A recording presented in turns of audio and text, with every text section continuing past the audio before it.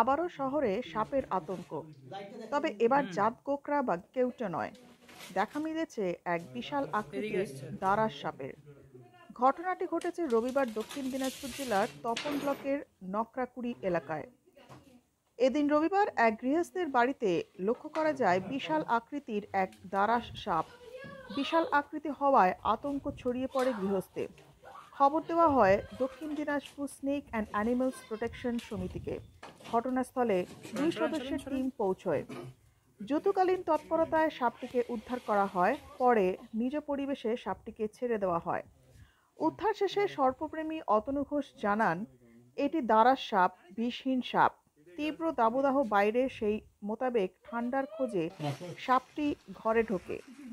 ভয়ের কিছু নেই, এই সাপ অনেক উপকারী। কৃষিক্ষেত্রে এই সাপ অনেক সাহায্য করে। পাশাপাশি এদিন সাপ না মারার বার্তা দেওয়া হয়। বালুরঘাট থেকে বিশেষ রিপোর্ট, সত্যম নিউজ।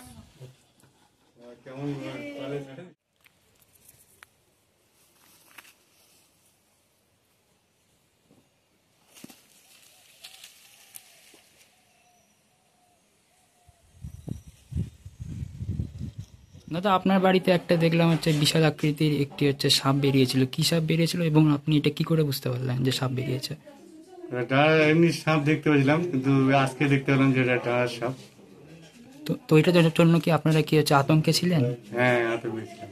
তারপরে ফোন করে তো তাকে ডেকে নিলাম। উদ্ধার করলো সাপ? হ্যাঁ। আপনার নাম? এটা কোথায় জায়গাটা? ইসলাম চৌধুরী, নাগরাগুড়ি ব্রিজ। দাদা, দেখলাম একটি সাপ আপনি উদ্ধার করলেন এবং প্রকৃতির মাঝে ছেড়ে দিলেন। কি সাপ, বিষয়টা কি, কোথা থেকে উদ্ধার করেছেন? এটা নাগরাগুড়ি থেকে উদ্ধার করেছি।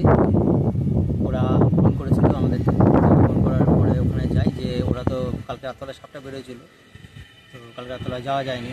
তো তার জন্য আজকে সকালে যে দেখি ওটা ডালার সাপ, ওই সাপটার কোনো বিষ নেই। ওই সাপটাকে উদ্ধার করে আমরা তাকে নিজের পরিবেশে ছেড়ে দিই। এতে হচ্ছে বাড়ির লোকেরা কতটা আতঙ্কে ছিলেন, কি দেখলেন? লোকেরা প্রচণ্ড আতঙ্কে ছিল, সারা রাত ঘুমাতে পারেনি।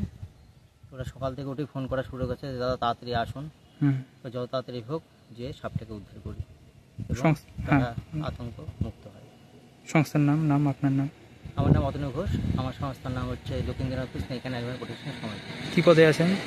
আমি সেক্রেটারি। ভয় নয়, আপোষ নয়, শুধু সত্য খবর পরিবেশনার প্রত্যয়। সত্যম নিউজ।